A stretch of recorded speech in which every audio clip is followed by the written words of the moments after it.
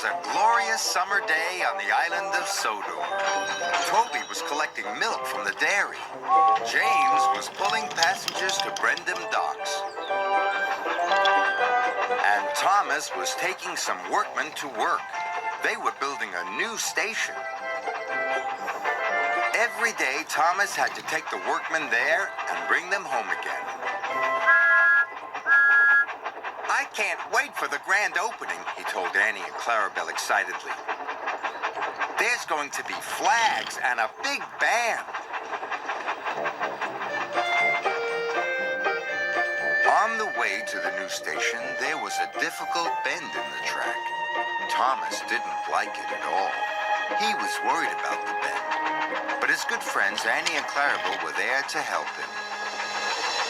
Slow down, they sang out. Slow down and puff with care. So Thomas did slow down, and he puffed with care. Thank you, Thomas puffed to Annie and Clarabelle. I couldn't have done it without you.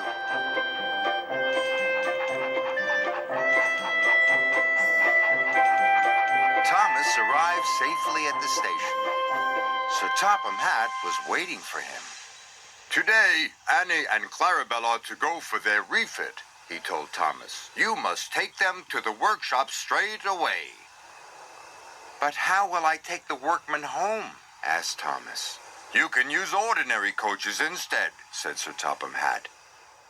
Yes, sir, said Thomas, and he puffed away to the workshop.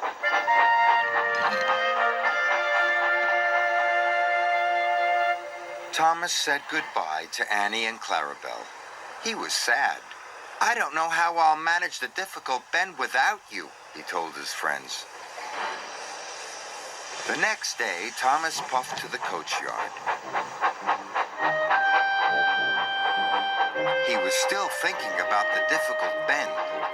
Thomas went too fast and gave the coaches a mighty biff. The coaches rolled along the line and bumped into James. Watch what you're doing, James snorted.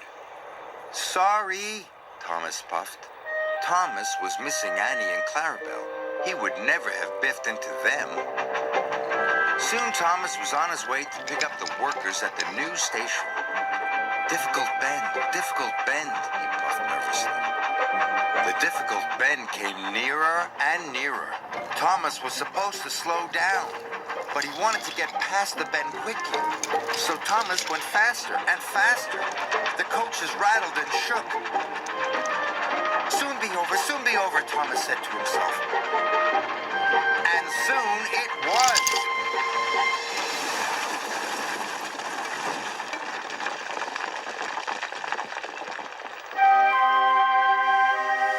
Luckily, no one was hurt.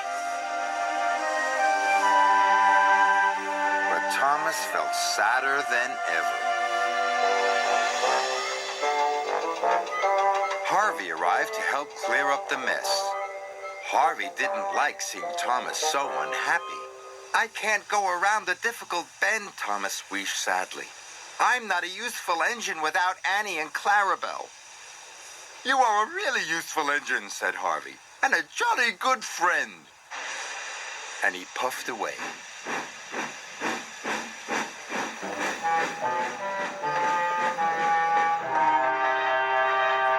Thomas trundled slowly back to Tidmouth Sheds. He was very sad.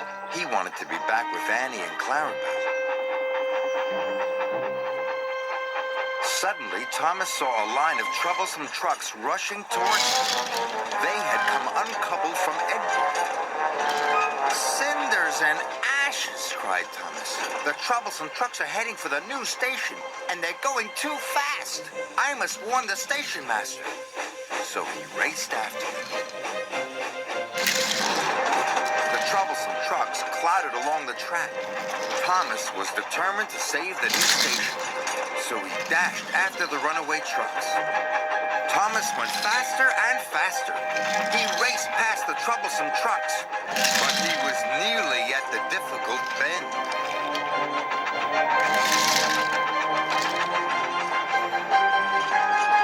Thomas wanted wanted to go fast, but he knew he couldn't.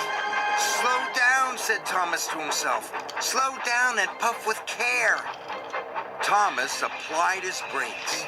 He slowed down and puffed very carefully. He made it all around the difficult bend, all by himself. I've done it, he tooted. But so did the runaway trucks. Thomas puffed as fast as he could. And he raced into the station just in time.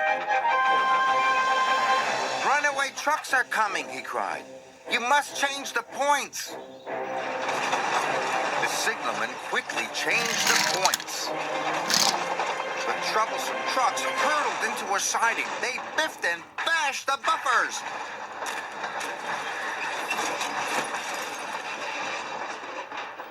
But the station was safe.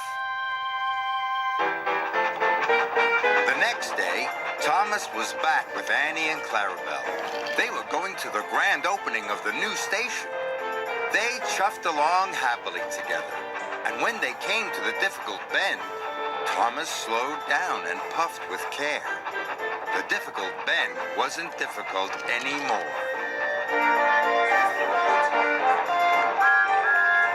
The grand opening was a great success, and the new station looked wonderful. Sir Topham Hatt came to see Thomas. You have saved my new station, he said. You are a very brave and useful engine. Thank you, sir, said Thomas. He was so proud it made his firebox glow.